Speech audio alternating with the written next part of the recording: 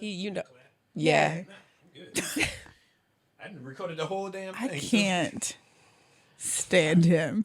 I cannot. Like, that sucked the soul out of my anus. Like, instant exhaustion. You're good. Recording over here. Oh my God. You know, I showed her how to do it. Bullshit baddies, come chill with Ari and Lee up in the house tonight. Best believe they gon' change your life. Bullshit baddies, those bullshit baddies, bullshit baddies, bullshit baddies, bullshit baddies. Best believe they gon' change your life.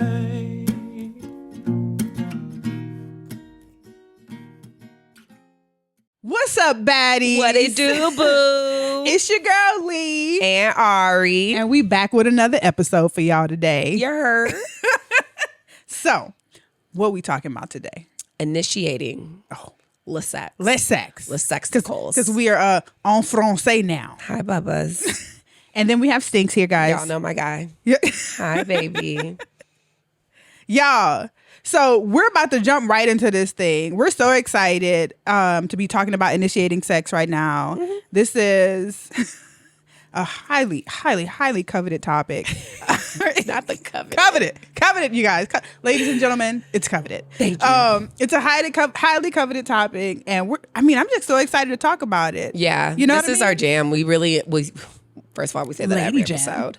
But like, don't we though? Yeah, because anything sex, love, and wellness. And wellness is our jam. It's our jam, guys.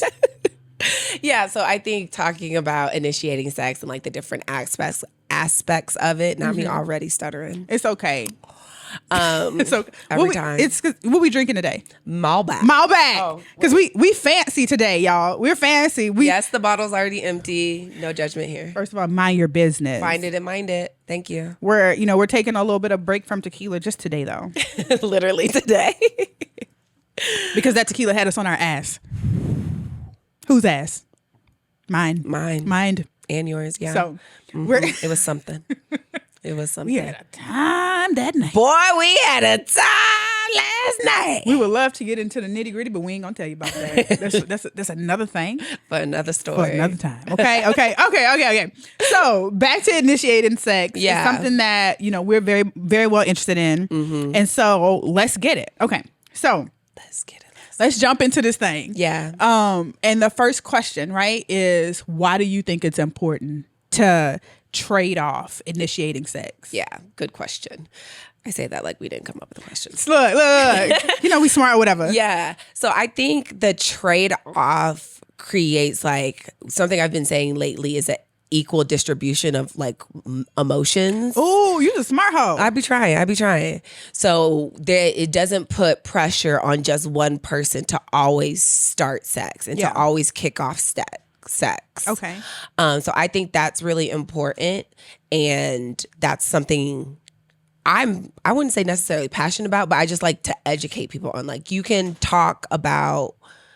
you can interact and well, no, you can talk about like what you need, how you need it with your partner. And even if you build that intimacy, then you can kind of have the conversation of like, I just don't have the capacity to initiate sex right now. Like, I want to fuck, but can you start us off? But the thing is, I think even in saying that though, it's kind of like you're initiating, right? Because it's like, and it's kind of hot too. It's like I want to do this. I'm trying to get my back broke. Yeah, but like I don't want to like be making the first move. My cervix bruised. My My walls caved in. It's giving Bruce Lee. What? So yeah, like I would agree that is pretty hot. You know what I mean? And so I mean, if somebody told me that, I don't feel like initiating but I'm trying to fuck. Yeah, I'm trying to sit on something. Hey, all right then. Yeah, let's get it. Let's see what that's talking about. Okay. Yeah, I'm here for it. Uh-huh. But I think that this is a really good topic for women too, specifically women or people who identify as women, is because a lot of times initiating sex in heterosexual relationships, it usually falls on the male. Either mass presenting or like the male partner, right? And it, I guess, going back to our history and society and all of that, because women aren't supposed to want sex. You know what I Yeah, mean? they That's- don't. You know, and it's not. That's what we're taught. We're not supposed to want it. You know what I mean? And so have you always been the type of person to really be aggressive is not the word that I'm looking Assertive. for. Assertive is the word I'm looking for. Assertive in what you want when it comes to, if you want sex now, you're like talking to that person and saying, come over here. I want this. So yes and no. So I think, honestly speaking for myself, me personally, personologically. Come on. I think it fluctuates. Did you love that? It fluctuates. So there are times where I can be really assertive and be like, yeah, I want to come over. But on the flip side, if I feel that, because I know my sex drive is really high. So if I feel, like I'm asking for sex and not receiving it all the time, I'm gonna stop that's asking. frustrating. It's really frustrating. And because I'm single, because I have multiple partners, I still encounter that, and it's still equally as frustrating. So I will stop asking, and then I will actually, part of setting a boundary and part of being transparent is I'll let them know, like, I feel like I'm always asking for sex, and like you only want to come around when you want to, and I'm not cool with that. Yeah. Like, it's not just about your pleasure, it's also about mine. And so like that is my way of also being like, if I have to ask again and you tell me no, bro, like that's that. We're done. Yeah. Actually, you can go. Yeah, the Sir. door. The door. Find it. Yeah. So that is something that it fluctuates for me. So I do have the capacity to be pretty assertive. But if I do feel like I'm being rejected, I'm not going to keep asking and attempting to initiate sex, because nobody wants to be rejected all the time. And that's ultimately what it is. I know, right? Yeah. That's why people get so scared to do it, because it's even in long-term partnerships, I would say, especially in long-term partnerships, where one partner is always initiating sex, and so the other partner who doesn't do it as often, it's like you get in your head. Yeah. And you're saying, like, what if they told me no? Because like there's been times when I told them no, right? And it's like, what am I gonna do with that? It creates like a fear base. Yeah. And almost like a negative feedback loop. I got you. Because if you convince yourself that, if our realities can get distorted easily, especially Easily. Especially when it comes to something intimate and vulnerable, especially like initiating sex. And to me, that's one of the most intimate and vulnerable ways you can be as a person. 100%. To be able to be like, yo, like, do you want to have sex? Or however you go about using that language to initiate it. So putting yourself out there, and if it happens consistently, like one or two times, and it's enough to be like, oh, okay, they're not interested in me like that. They don't have the desire for me that I have for them. Right. It can really distort your reality, because us as humans, we have the ability to convince ourselves of more negative things than positive. do. It's easier to accept that. So transitioning into that whole, like, they don't want me, they don't want to be with me, and like just a false narrative is really easy to happen, especially when it comes to rejection with sex. I agree with you. And I think in context of long-term partnerships, when you get into a flow of one person initiating sex all of the time, and let's say you're just kind of going along for the ride, right? You're the other partner.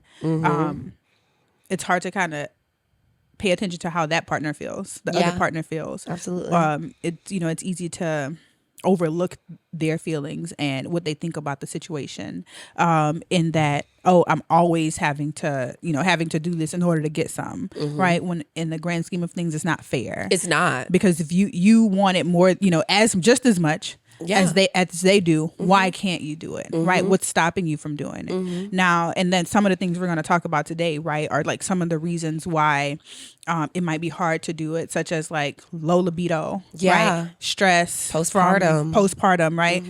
Different kind of stressors if you're at work, or like home life. It might be environment too, right? Different things that kind of play a role in your inability to properly initiate sex.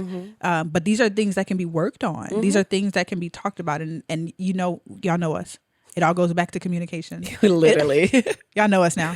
Let's not play these games. Yeah. But it all goes back to, if this is something that you want to do, whether it's with a long-term partner, short-term partner, or whatever, you got to be able to talk about what's going on and talk about what's hindering you from taking that step. And so my follow-up question to you would be like, how do you explore that within yourself? Because some people some people don't have the insight to be able to sit back and be like, the reason I don't initiate sex is because I have a fear of rejection, which goes back to my like caregiver and attachment, all of that. Like they don't have that capacity. Tell me you're a therapist. I'll tell me. Look, because you know what I'm gonna say. Go to therapy. Go. The rapey. The rapey. So yeah, like if an individual doesn't have that level of emotional intelligence or that ability to be introspective, how do you suggest they learn that about themselves outside of going to therapy? I think it's about sitting down and maybe understanding what you want. Okay. Right. So do you, and then like asking yourself maybe like a series of questions, like, do you actually enjoy sex? Right. Bust that down. I'm gonna say, okay. Are you a person who is just having sex for the sake of having sex because it's like understood of you as like an adult human? Yeah. Like, do you even enjoy this? Right. Gotta love stings. And if so, right, what is it that is going to help you enjoy it more? Because you're basically asking people to think about how they define sex. Yeah. Do they have like a transactional view of it, or do they have, or if they're just doing it and they don't like it, maybe they societal pressure, right? Maybe they could be, asexual, right? Maybe they're just not a sexual being, right? And of course that can be like one of the extremes, but what is it to you? What are you getting out of this? Do you want to, and are your needs being met? Yeah. Right. Because if you're not initiating sex when you want it, maybe it's because you're not having a good time. Yeah. And that's fair. I think, especially if you think about how women are socialized, that our bodies are for our partners. Girl. And that we aren't, and that doesn't even have to be hetero. Like that's just straight. People who identify as being a woman, like there is a long history of socialization that we go, that is what we're supposed to do. We're here to serve, and part of our service is sex. Yes. And so you lay there like a starfish and you take it, and it's not, and it's not like it's not supposed to be pleasurable for you. As long as your partner gets off, then that's what it is. So if you haven't had the opportunities to explore it for yourself, and you haven't had the opportunities to have pleasurable sex, I think that could strengthen the fear around. Oh, hell yeah. Knowing wanting to communicate that. And then on top of it, like, how the hell do you use language to do that? Right. People don't even like, you don't have it, right? You don't have the language to know like what to say. There's not conversations about that. There's not conversations about like, hey, I'm interested in fucking. It's so nerve-wracking if you've never been modeled the language to do that. If you've never been, it's never been shown to you, or you've never had a partner who invites that type of safe space, or even if they do say no, it doesn't get internalized as rejection. Yeah. So having those interactions can really help foster and strengthen that ability to assertively communicate that boundary. I agree. However, come on. A lot of us don't have that. Yeah. Yeah. Going back to something that you said, I can't remember so I could cite my sources, but I just recently read a study about this, about initiating sex, and just a couple of stats. So when it comes to heterosexual women, 28% reported that they often initiate sex compared to 50% of heterosexual men. So not me saying gay, but for same-sex relationships, so like gay men and lesbian women, that number goes up for women, stays about the same for women, so like 28%, but it goes down for men to about 15%. Interesting. How interesting is that? And they said the study was talking about how with women, if it's, in their head, if it's like a fantasy, then the number is higher, right? Like if they're thinking about a fantasy, the fantasies that they enjoy, then to them, they initiate sex about 50% of the time. Okay. But it does not, it has everything to do with what we were talking about earlier, which is like that fear of rejection. Kind of like, with heterosexual boys, whenever boys are growing up, they learn the art of like rejection, right? They learn what it means to be given a no, and how to manage those feelings and how to regulate those emotions and be able to tolerate rejection to a level. So that's fair. Women aren't really given that. We're not given that option. Yeah, right? and even the opportunity to do it. Yeah, and I never thought about it that way. Right, and even with not being given the opportunity, that's in so many different aspects of life too. It's not when it comes to sex. Whereas our male counterparts are often, shown, hey, you get to know and you keep going, right? It's I was watching this, it was a documentary about men and women. Again, I know this is a little bit heteronormative, guys, but rock with me for a second. But it was a documentary about, I can't remember what it was about specifically, but they were talking about how if you put a task in front of a girl and a boy, right, and a teacher tells them to do something, the boy will like do it, right? And like the girl, she might do it and erase it and do it and erase it, right? And then when the teacher comes to check, it's like the boy has done it and the girl hasn't. Because she's been second guessing Right, she's been herself. second guessing herself because she wants to get it right. She wants to make sure she gets it perfectly. Whereas the boy is like, I'm going to put something on paper. We're going to do this, right? And it's like, I'm going to try. Yeah. But a lot of our girls, unfortunately, aren't socialized to view trying and failing as something that's okay. Yeah, it's not normalized for us at all. And that makes me also think about another level to it, is that like children in general aren't taught. Some aren't taught how to initiate skills. Yes. And Come if on, you speak think on it. You better. church. You better. And so if you think about initiating sex as a skill that you can learn, it may take some of the like fear and concern and worry out of it. Okay.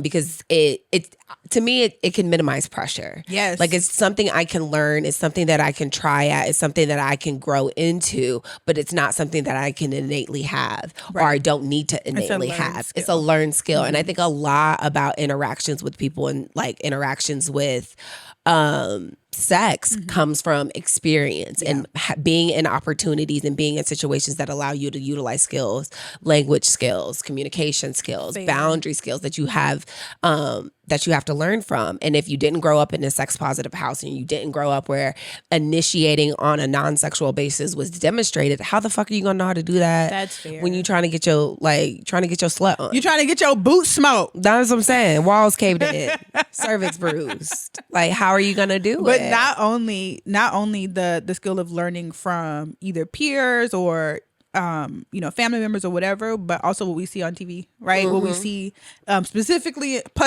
in porn, because Pacific that's Ocean. not how it go. People, No. it don't. Hey, Those Mr. are Mailman, you know what I mean? Come and deliver a package, and all of a sudden he got his dick out. It don't that's really giving work sexual that way. harassment. It doesn't go Yeah. that. I got a package for you. Like, what the Yeah. fuck is that?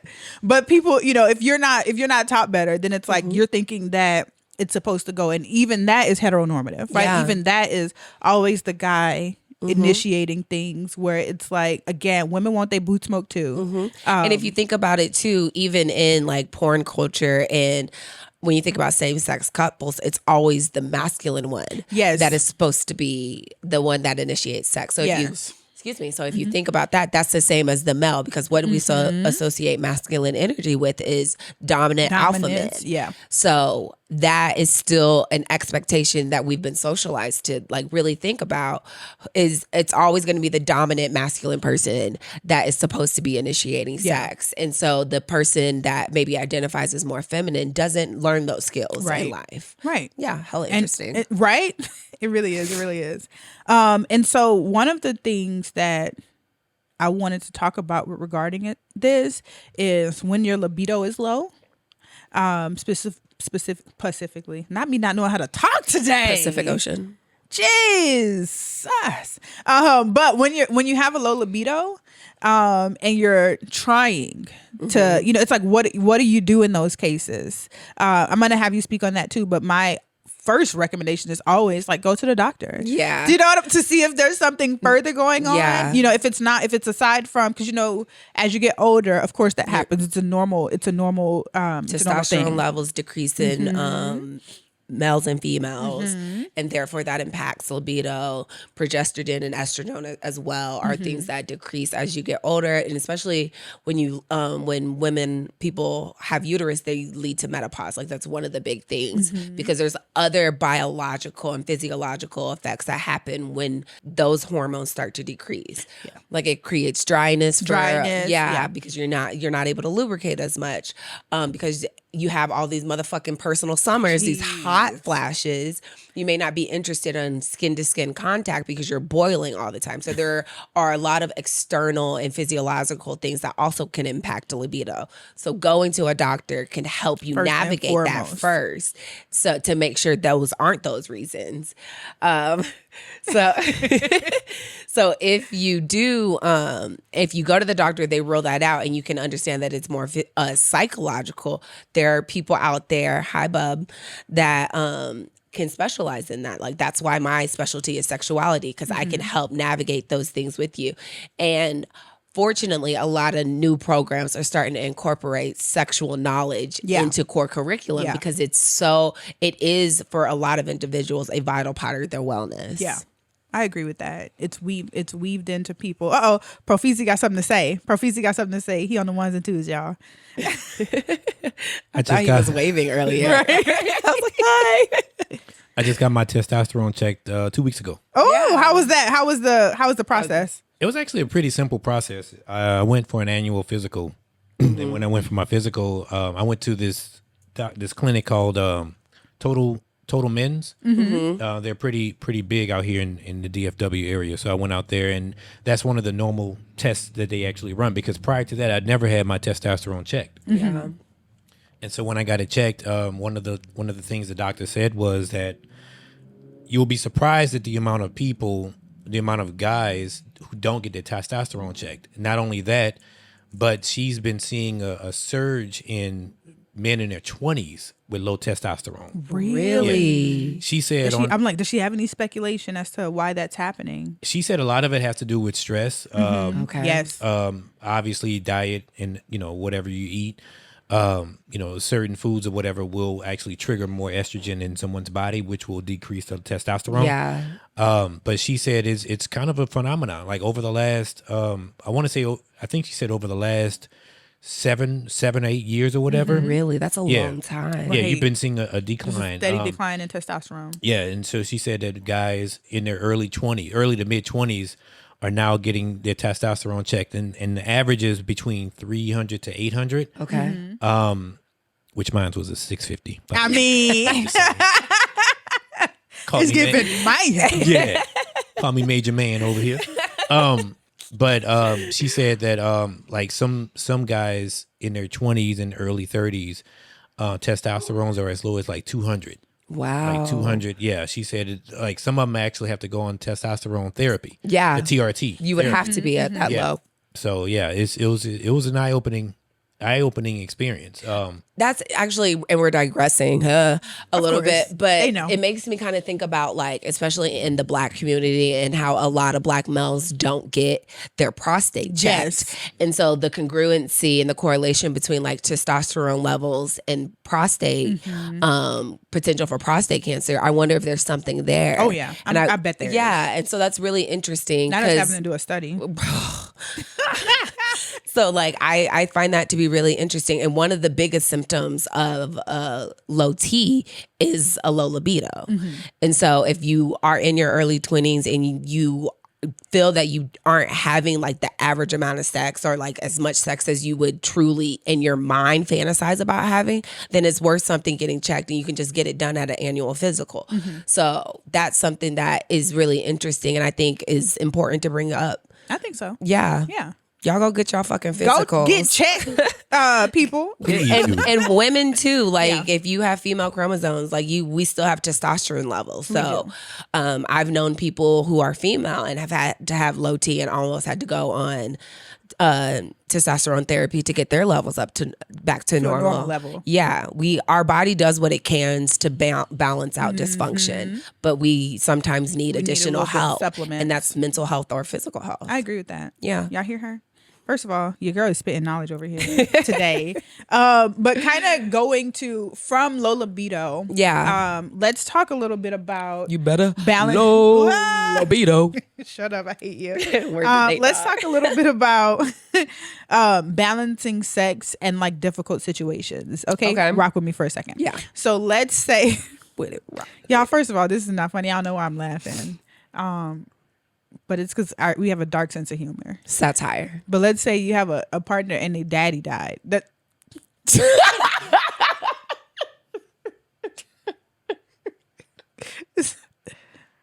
but that's not funny. Death is infinite and a very serious thing. There's a story to that we're not going to. Daddies do die. We're not going to, but there's a story behind it. That's what. But let's say it's a partner, right? And Yo, they daddy died, and you want to. I can't even stay with you to finish, please. Oh my god! And you want to have sex, right? And sex can be many different things to many people, right? It can be a sense of comfort. Yes, I'm with you. I swear. Yes.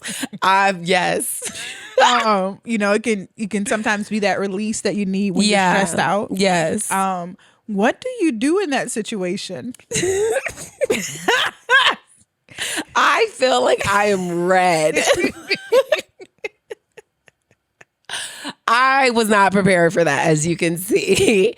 So I have heard people can communicate that through certain, like, either text messages or phone calls or in person. You can have a conversation with an individual and let them know that you aren't being satisfied, or that you would want the frequency of sex to be. And people talk a lot of shit about scheduling sex, but I'm at the point in my life, if it's not on the calendar, it ain't happening. It's not happening. Like, I literally have wake up on the calendar because I will sleep my ass in on any given. I will sleep through a meeting, please. So, like, scheduling sex when, especially if you don't have a live-in partner, you're not cohabitating, you're not married, you're not in a long-term committed relationship where you have easy access to an individual, scheduling sex is essential, because how else are you going to be able to do it? Make it like a date. So that is how people have navigated it in the past. What about what about if your partner though is struggling to handle the situation that they're in and therefore cannot give you the things that they need? How do you help them navigate that, or what do you do? You're annoying. So I feel like that's a choice. You can either choose to help that individual navigate it.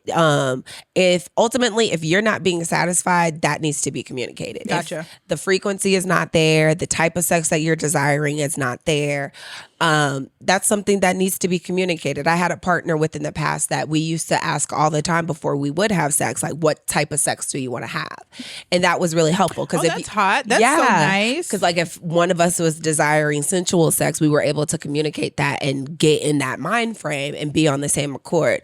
So note to self, guys, you should start asking. What type of sex do you want to have? Don't just jump into it, okay? Yeah. What you trying to feel like? You trying to feel like a bad bitch? You trying to feel like a little, slut? Like, what you need? You know what I baby, mean? Little cared for? What you want? That's what I'm saying. You want to hit it and quit it? What you want? Like, there's all those different levels to it. So good. That's such a good question. Yeah, I fucking love doing that. So being able to communicate that has helped me in the past with partners, but I also have I have attempted to communicate in what I would think is the most healthiest way. Like, I feel statements, ownership of where I'm at in a space, but it's not been well received from the other person, because ultimately saying, I don't like how you're fucking me, or I don't like that we're not fucking, is hurtful. Yeah. That is hurtful. Yeah. So people especially with people who are are not maybe as emotionally intelligent as you, right?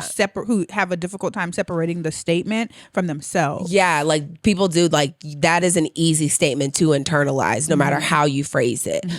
Because, again, it's a level of rejection. Yeah. So being able to have that conversation, and if that person that you're communicating it with cannot receive it, hopefully they would at least have the capacity to sit in the discomfort and continue to talk about it, to work through it. Now, again, that's about capacity. That's about emotional intelligence. That's not what everybody is capable of. Right. So meeting your partner where they are. Yes. And that can be really annoying.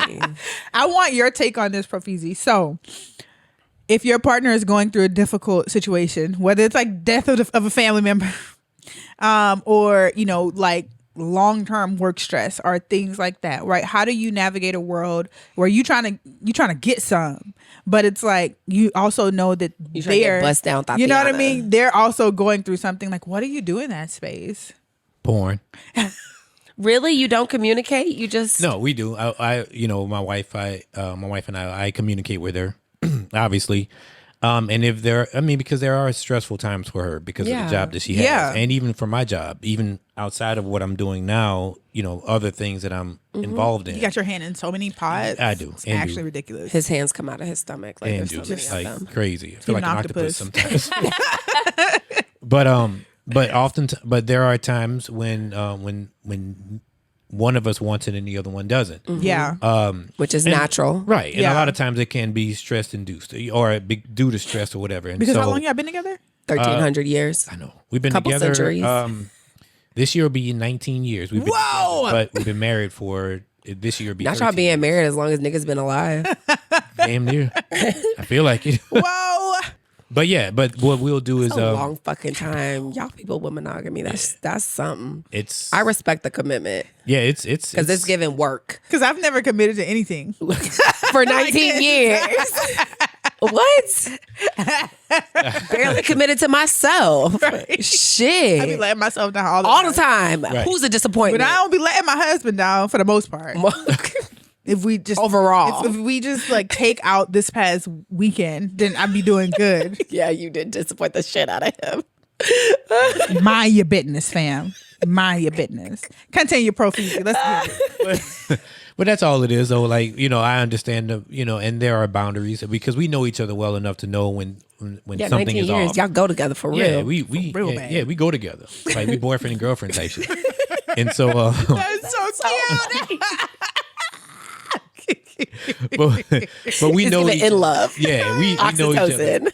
We do. We know each other well enough to know when there is times when one of us doesn't want to be bothered. And I got you. We get that, you know. Yeah. But there are other times where I'll be like, okay, you know, you just need some dick, right? There we go. Oh my God. Tell me why I If just your saw a partner meme. got an attitude, I just saw a meme. It was like girls don't be mad for real. They either need food, they need dick, or they need a nap. It was Yep. something And like that that. is me. It was something like that. It's one of those three. is one always. Why you got an attitude? I haven't had sex. Right. What are you mad about? Because the sun came up and I didn't have a dick in my mouth.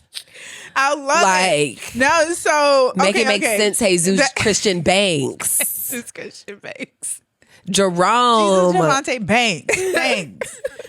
No, so that okay, I'm with you on that because so sex is a big part of my relationship, right? It's one of our love languages. Y'all be fucking We be getting it in. a lot. We be trying. Oh my God. And when we don't, it shows. Oh my God. Do you know what I mean? It shows so much so that outside looking in can see it. Like, oh my God. Can y'all just like go into the bathroom real quick? but- Like bust it down because y'all got attitude, breathing at each other mad. Just stop Facts. it. It's actual facts. Yeah. Are you breathing near me? But one of the things that I had to do, kind of going back to our topic, which was Realist at home. really back Y'all DJ. can always tell when we start getting low in the liquor cup. Them no digressions. I had to check myself about initiating sex, not realizing that even I was coming to expect it, right? I was expecting him to do it all the time. Oh, okay. Even though mama want to get it too, Yeah. right? And I don't know what that was Since about. when do you call yourself mama? First of all, mind your business, because we don't do daddy, right? Listen, I can be mama. We don't do daddy because it's gross. But no, I had to check myself at one point in our relationship because I was expecting him to like come and get me and find me all the time. Not like I don't even know how I even got to that point, right? Like how I got to the point where this is the only way that it needs to happen. It was such a weird experience for me. And like not only did I realized it, but then like Bay also realized it too. And he called me out on my shit. So you expect me Right? He's like, what's going on? Through Like, through the land, valleys for the pussy every time? This dick good too. Come get it. Like, What's going on? what's on going on? What you don't want me? Like, Yeah. what's going on? And that's what are we fair. doing here? That's fair. And talk about a humbling experience. Oh. You went before Jesus did. Look. Had to talk to him real quick. You know, and I'm like, you know what? You're right. You know, that's, you know, I had to put my head down and got it. You know Shame. what I mean? Shame. So, but it happens to the best of us. And I think a part of that is like getting into a routine. Yeah. Right? When you What? No. Enthusiastic yeet. can I get a yes? Yes. So interesting enough, I've never been domesticated, so why was I so like, no. What is happening? Oh my God. Never lived with a nigga. We're declining rapidly. Real fast. No. But Sorry, y'all. shit, what was I saying? Yeah, exactly. This is the point in the episode where shit goes bad. Stinks is barking. Don't know who he's or what he's barking at. Y'all, since we're on a digression, my dog almost killed a rabbit before we started No recording. way, not him being a serial killer. Yeah. Oh, yeah. He 'cause already he's- is one. Yeah, he is. 3 He's times. the plant capital. bandit. Yeah, he is the plant bandit. He murdered a fucking fig tree that I had. Fiddle leaf. It was so beautiful. It was beautiful. And the one I have Thriving. now won't grow the same. It was thriving. Yeah, it was literally thriving because I was also thriving. That murderous comma, monster. The rabbit. Didn't know there was rabbits in my parents' backyard. Stinks did. All I see is Stinks and this rabbit running. Like, and I then start running, trying to tell him stop. Because what you're not gonna do is Kill a rabbit. Kill a rabbit. Murder. Now I gotta clean blood out of your mouth. I'm so happy your fucking rabies shot is up to date, bruh. Asshole. But oh, Stinks is so cute. Fucking manic monkey. Okay? Y'all don't know that nigga. Y'all don't know. He all in the intro and shit. But y'all don't know him. Oh my God. That's Had to get that out. Can't stand that nigga sometimes. Love him to death, but do I like him? No. Oh my God. Burly. Not the burly. Burr. Brr. Yeah, so we don't know what we were talking about anymore. So you But wanna go to the we next could thing? go. We could get to it though. Pretty much, he called me out on my shit. Yeah. I had to put my head down and I had to receive what he was saying. It's like when you know you wrong, right? Yeah. But somebody else tell you wrong. Yeah. It's like you want to be having an attitude, but you can't do that. Yeah. Because you already knew it. Yeah, So it was you like did know what major. you were It was doing. major conviction on my part, and I had to change the era of my ways. And I had did, And we've been the And better do. for it. You know what I Yeah. mean? But it's something. It's so constant, and I think, because of that routine, right? Because we see each other almost every day, at regular intervals, and it's like we don't have necessarily scheduled sex, but we have times when it's Easier. yeah. And those times usually fall around the same time. You know what I mean? So it's like, again, easy to get in a routine. But I've been doing better. I've been doing very better. About making sure that my man knows that he's also wanted. That's cute. Yeah. Yeah. I mean, I be doing whatever. The niggas be needing love too. They do. I saw this video recently, and it was a bunch of black men getting roses, Stop. and it brought up a really interesting fact that a lot of men in general, a lot of males in general, don't receive roses. Yeah. And don't receive flowers. So that's something I think I'm going to start implementing in my life is That's the men that cute. are important to me. Getting them flowers. Get them some flowers. Well, just call me sir. I don't do flowers, but I'll take a plant. Thanks. So But you going can't keep plants alive. listen, Linda, I'm trying. Okay. I trying. know, but they're not alive. That's my point. So okay. So kind of going back to the stress situation. Can I ask No. when and going to do it anyway? when you're stressed out, Yeah. is sex a stress reliever for you? Oh, 100%. And I'm looking for the dopamine. Serotonin me. Like, yeah. Flashlight in the daylight, looking for it. So when you're stressed and you need the D, I do. is that you're Interesting asking enough, it's partners? mostly head that Oh. I need. Yeah. Speak on it. Yeah. So when I am truly stressed, and this is about to get graphic, is so I'm a squirter. So when I am really stressed, I get backed up. No science. This is just a feeling, not facts. That's how it feels for me, is that I'm backed up. So head is one of the easiest ways for me to release that. And that comes with a lot of dopamine. That comes with a lot of serotonin. So that's a big stress relief for me. So I do prefer head. But then normally after my gut is empty, it's so gross. It's not. Like that Because after that's facts right now. Wait. After my gut is empty, It's like- then I'm ready for Pound Town. Yeah. Did I tell you one of Boo friends calls it that? Calls sex that? Pound Town. Pound Town. You trying to go to Pound Yeah, Town? we'll be out. Wait, we'll be out somewhere. Him and his wife, and me and Boo, and like he'll a couple drinks in or whatever. He'll start dancing on, and he was like, "Going to Pound Town tonight." So funny. Yeah. But like, yeah, that's seriously what it is for me. It's like I need my gut empty so I feel really relaxed. And then we can fuck for a couple hours after that. Right. The gut got to be clear. Yeah. The gut buckets. That's why I miss eating. They got. No, that's because sex is a stress reliever. It is a huge stress reliever for me. And it's interesting enough, I didn't learn this about myself till I had a partner call me out on it. Ooh, what they say? Literally that. He was like, when you are stressed, you're trying to fuck. He's like, I'm not like that. Oh. He's like, when I'm Wait, I'm sorry. he's like, so when I'm He's trying stressed, to do silence. no, he like goes to work. That's weird. He works harder. What does that mean? Exactly that. Like he literally works harder when he's stressed. And like, to me, I don't know if that's necessarily healthy because like, how do you release the stress? You can't hold on to stress unless you want an ulcer. But yeah. And so he called me out on that. And ever since then, I was like, you are 100% right, which is probably why I had such a big attitude when you would tell me no, because I was looking for stress relief. But then there was another level, the tangent. Then there was another level of like, if you know this is what I need, why are you telling me what's going no? on? What's going on, sir? Going on, man?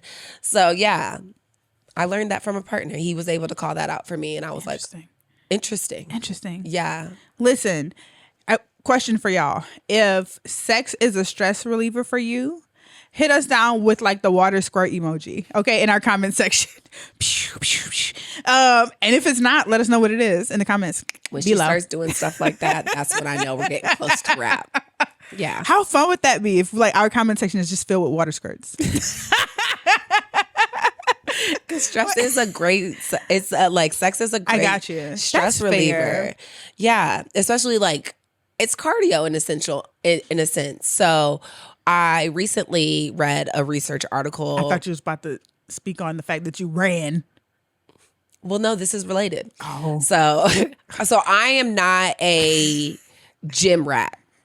I'm not pumping She iron. doesn't pump iron, guys. I'm not doing it. You'll catch me sweating my life away in Brooklyn yoga. I am definitely doing Pilates, but you will not catch me in a Planet Fitness pumping irons. Not for me. It's because no. I don't pump iron. I don't pump iron. I got this body weight on me. It's thick, it's heavy. It's enough. If you want to put in I'm benching 170. Like, stop it. So for me, the article had said, contracting your muscles secretes a hormone in your body that in layman's terms is the same as an antidepressant. Yeah. So anytime you exercise, your body is secreting a natural mood stabilizer. And so What's those endorphins? and that's those endorphins. So if you think about sex, if you're thinking about really rigorous sex, like I like to have, it makes sense. Rigor. I'm literally, mortis. I need to be sore after. If I'm not sore after, I didn't do enough. So thinking about that and the correlation that has to like me being stressed, it makes sense. I didn't have that hindsight now, but since I recently read that, I put the 2 and 3 together. Come on. It's giving 5. Maths. So, kind of wrapping up a little bit, some of the things that kind of get in the way of initiating sex outside are, of the rejection we talked about, Right, outside of right. personal fears and insecure ties. feeling embarrassed, shame and guilt. I think the shame and guilt part, specifically for women, right? Yeah. It comes from religion. Oh yeah, purity culture is the worst. It comes from religion. It's something going I back spent to so women much time aren't- working with people right? on. Going back to women aren't supposed, like, sex is for procreation, Yeah, and not only. pleasure. Only. And so, especially anybody who grew up in the church, having those messages hearing those messages over and over again, Yeah. even if it's not blatant, Yeah. right? Even if they're not preaching on it, but it's an understood situation that's going on. It's a an understood spoken, an unspoken spoken. exactly, Yeah. that goes on in the church, and so it's like, even though this might be a thing that I enjoy, I'm not supposed to want it, right? And so by not initiating and letting your partner do it all the time, it's like you're getting it, but you're not like wanting it. Yeah, You know what I therefore mean? you're not sinful or Therefore, bad you're in not the being eyes of a God. sinner. Yeah. And then of course, like the feelings of embarrassment that come if you're rejected. But that can be helped with learning how to handle rejection, right? Learning how to hear a no and knowing that it's not going to break you. And I think another side to that would be also like the people who genuinely aren't in the mood. So like if your partner goes Which is to so initiate, true. yeah, like nobody is always going to be aroused 24/7. That's not realistic to how humans operate. So, he doesn't do the paw thing. So being able to also communicate your no in a with language that's non-blaming, that doesn't have criticism in it, that isn't harsh, can really make it easier to receive on the other end. So being able to love open that. Yeah, being able to open this communication let's streamline. normalize not being in a mood sometimes, right? Yeah. And knowing that it's not an attack against what you or what you offer. No. Right? It doesn't mean anything about anyone if you're just not in the mood to have sex that day. You don't want to go to Pound Town today. It's natural. No, you Yeah. want to go to sleep Town. Yeah, Sleep Street.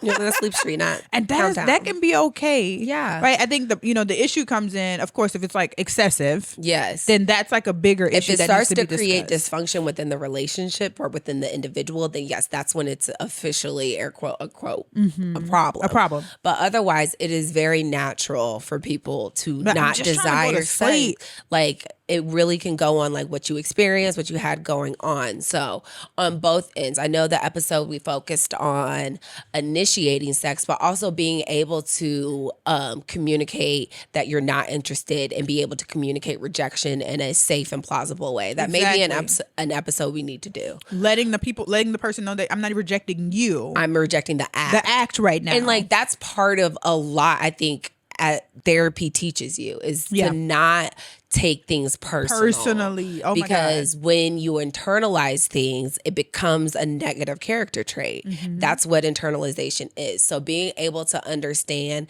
that you are not your behaviors, Right. you are a person acting in this way, and that you are not bad innately can really help break down that fear and that kind of concern and internalization that happens when you receive things that you don't want. Because we all want to be told yes all the time. we do, Yeah. but it's unrealistic. I don't like no. I'll accept a no, but I have an attitude. Yeah. I'll only take it's 3 no's. Not the 3. I Three have a strikes you're out, limit. buddy. My father taught me that. 3 times. 3 times. 3 strikes, you're out. And the times can go for they could be years Yeah. in between. Oh, but it's just 3. 3. Gotcha. Well, the more you know. The more. Any final words that we want to add about initiating sex? I think it's okay. I think at its core, right? It is, we're trying to create a space in which it is okay to advocate for what you need and what you want. Yep. Right? If you want to have sex with your partner, release the stigma. Release the stigma attached to that. Release the fear of rejection. Right? You have to ask yourself, what would I be doing if I wasn't afraid? Right? If fear wasn't a factor. Yeah. What would I do? Would I like grab that thing by the thing and do that thing? And if the answer is yes, then you go and do that thing. You know? All right, baddies. That's our time. Thank you guys for showing up for us. Don't forget to like and subscribe. Where our handle on everything is what? The BS Baddies. All right. Catch us next time, you guys. Bye.